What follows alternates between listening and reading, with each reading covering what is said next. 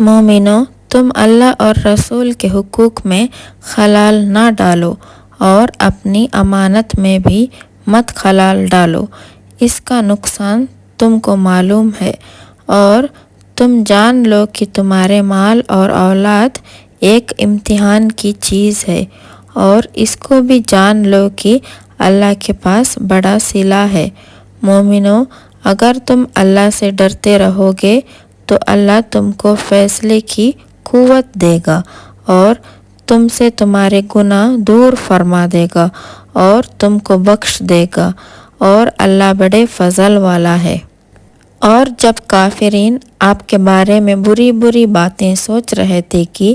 آیا آپ کو قید کر لے یا قتل کر دے یا خارج وطن کر دے، وہ تو اپنی تدبیریں کر رہے تھے اور اللہ اپنی تدبیریں کر رہا تھا،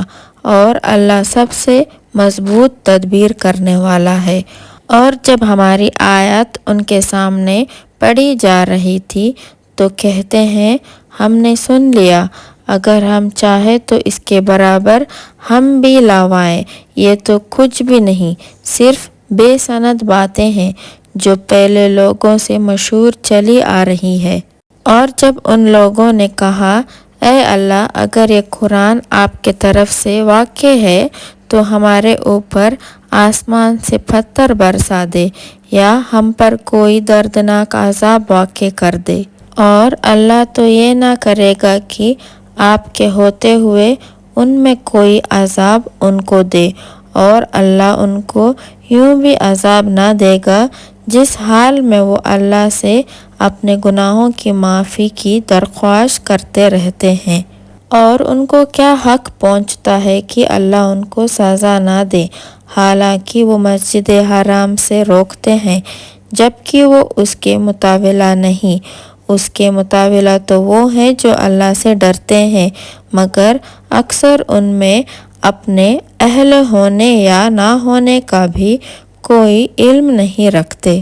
اور ان کی نماز خانہ کعبہ کے پاس صرف یہ تھی کہ سیٹیاں اور تالیاں بجانا، سو تم اپنے کفر کے سبب عذاب کا مزہ چکھو۔ بے شک کافرین اپنے مالوں کو محض اس لیے خرچ کر رہے ہیں کہ وہ اللہ کی راہ سے روکے، سو یہ اپنے مالوں کو خرچ کرتے ہی رہیں گے، مگر اس کا نتیجہ سوائے حسرت اور افسوس کے کچھ نہ ہوگا، آخر مغلوب ہی ہو جائیں گے، اور کافرین سب کے سب جہنم کے طرف جمع کیے جائیں گے، تاکہ اللہ ناپاک لوگوں کو پاک لوگوں سے الگ کر دے اور ناپاک لوگوں کو ایک دوسرے سے ملا دے، یعنی ان سب کو متصل کر دے، پھر ان کو دوزخ میں ڈال دے۔ یہی لوگ نقصان اٹھانے والے ہیں۔